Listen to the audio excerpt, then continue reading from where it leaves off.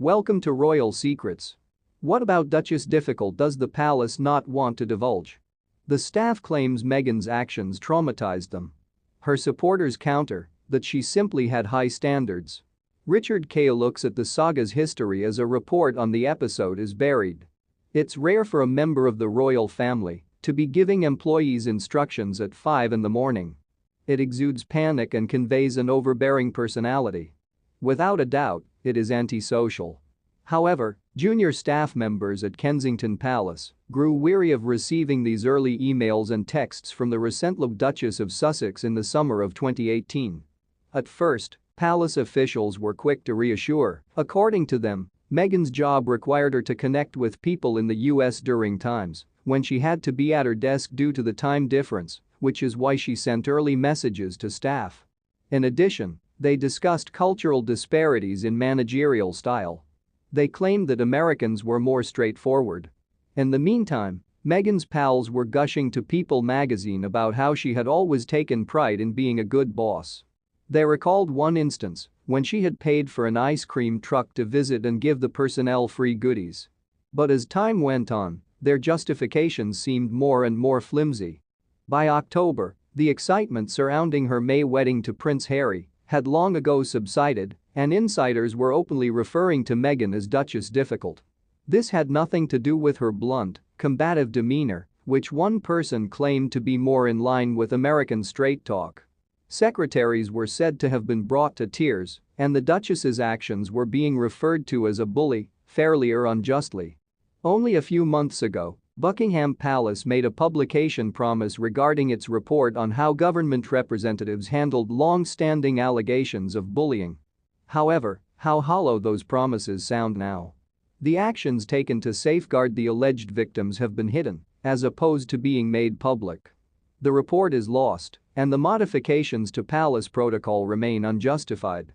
As the Mail noted yesterday, there is speculation that the promise of transparency has been abandoned in an effort to appease Harry and Meghan, the couple at the center of the tragic saga. It has never been easy to work for the royal family. Numerous domestic relationships have been strained by the job's demanding hours, low pay, and other demands. The bully of one person is also the demanding boss of another. But there is a huge difference between the kind of exacting standards Prince Charles is known to demand of his staff and the rumors that started spreading within the Sussex family about young staff members being humiliated. It was discovered that the Duchess had been the target of complaints of bullying from her staff. She was charged with evicting 2 household assistants and undermining the trust of a third worker. The developments took a sensational turn almost 4 years ago, in the fall of 2018. When Jason Knopf, who was serving as the couple's communications secretary at the time, filed a formal complaint about the allegations in an apparent effort to defend his staff.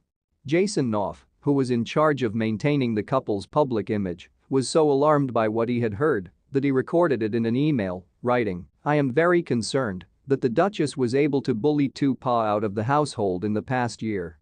X received treatment that was wholly unacceptable. The Duchess seemed determined to have someone in her sights at all times. She is intimidating, and attempting to damage her self-esteem. People who saw unacceptable behavior toward have repeatedly reported it to us."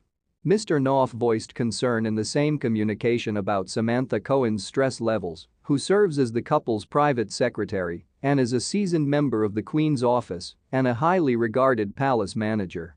However, the specifics of the bullying remained a secret for 2.5 years. The claims weren't made public until Harry and Meghan left the royal world and relocated to California. Just a few days before the couple's candid interview with America's TV queen, Oprah Winfrey, they were published in the Times. In response, the Duchess's team said that Buckingham Palace was using it to sell an entirely false narrative based on misleading and dangerous falsehoods.